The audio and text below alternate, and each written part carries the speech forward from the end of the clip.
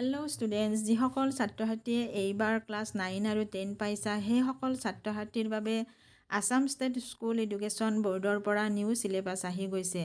এই চিলেবাছখন আগৰ চিলেবাছখনৰ লগত নিমিলে। ইয়াত বহুতো নতুন চেপ্টাৰ সংযোজন কৰা হৈছে।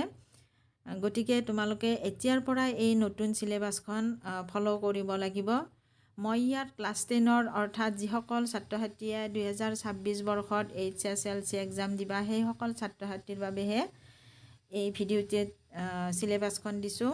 গতিকে এই চিলেবাছখন তোমালোকে এতিয়াৰ পৰাই এইমতে ফ'ল' কৰি যাবা। ইয়াত মেথছৰখন প্ৰথমে চোৱা। মেথছত থাকিব টোটেল 100 মাৰ্কছ। 100 মাৰ্কৰ ভিতৰত থিয়ৰীত থাকিব 90 মাৰ্কছ আৰু ইণ্টাৰনেল এছেছমেণ্টত থাকিব 10 মাৰ্কছ। আৰু এইখিনিত 90ৰ ভিতৰত তোমালোকে 27 মাৰ্ক পাব লাগিব। ইণ্টাৰনেল এছেছমেণ্টৰ পৰা পাব লাগিব 3 মাৰ্কছ। টোটেল হ'ব 30 মাৰ্কছ। 30 মাৰ্কছ পালে তোমালোকে পাছ কৰিব পাৰিবা। আৰু ইয়াত চেপ্টাৰবিলাকত ৰাইট চিন দিয়া আছে যে সেইবিলাক চেপ্টাৰ হৈছে হাফ ইয়াৰলি আৰু HSLCৰ কাৰণে চিন দিয়া আছে। তোমালোকে সেইমতে চাই পঢ়িবলৈ যত্ন কৰিবা। ইয়াত মেথছত থাকিব MCQ থাকিব।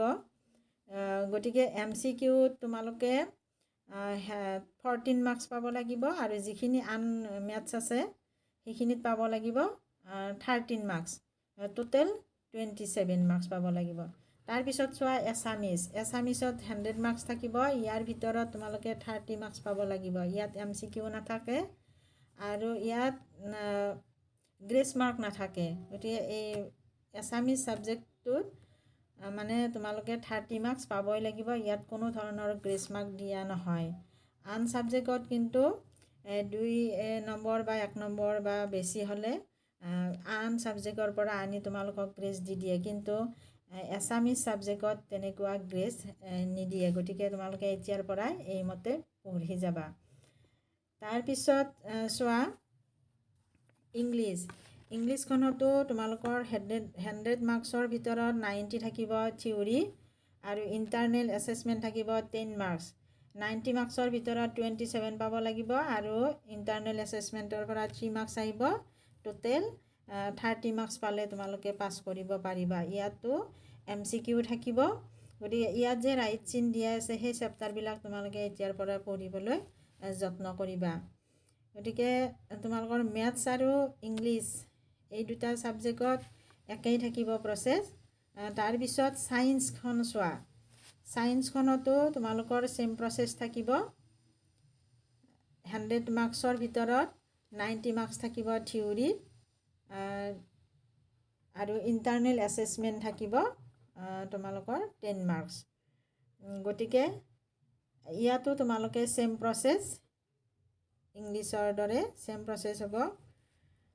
তাৰপিছত আহিল আমাৰ ছ'চিয়েল ছায়েন্সখনতো ছেম প্ৰচেছ থাকিব।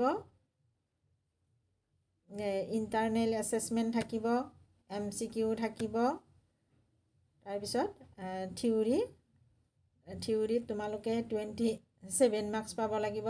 মানে MCQ আৰু থিয়ৰীৰ মাজত তোমালোকে 27 মাৰ্কছ পাব লাগিব আৰু 3 নম্বৰ আহিব ইণ্টাৰনেল এছেছমেণ্টৰ পৰা।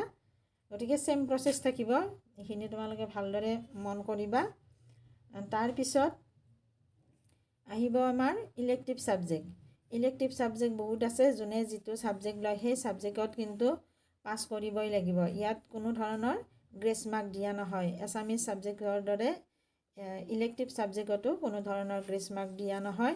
ইয়াত কম্পিউটাৰ ছায়েন্সখনত 100ৰ ভিতৰত 70 মাৰ্কছ থাকিব থিয়ৰী আৰু 30 মাৰ্কছ থাকিব প্ৰেক্টিকেল।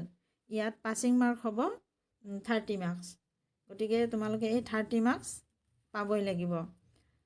এই চেপ্টাৰবিলাক তোমালোকে ভালদৰে চাই লোৱা এতিয়াৰ পৰাই।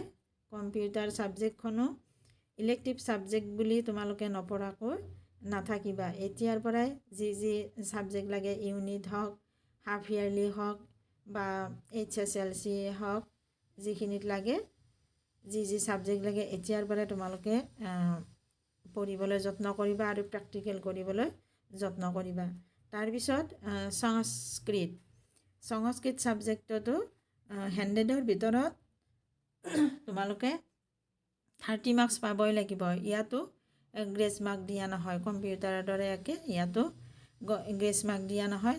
100ৰ ভিতৰত 30 মাৰ্কছ পালেহে তোমালোকে পৰীক্ষাত পাছ কৰিব পাৰিবা। গতিকে ছাত্ৰ ছাত্ৰীসকল যদি ভিডিঅ'টি চাই ভাল লাগে তেতিয়াহ'লে লাইক কৰিবা, কমেণ্ট কৰিবা আৰু এই চিলেবাছখন বন্ধু বৰ্গৰ মাজত শ্বেয়াৰ কৰি দিবা। আজিলৈ এৰিছোঁ, ধন্যবাদ।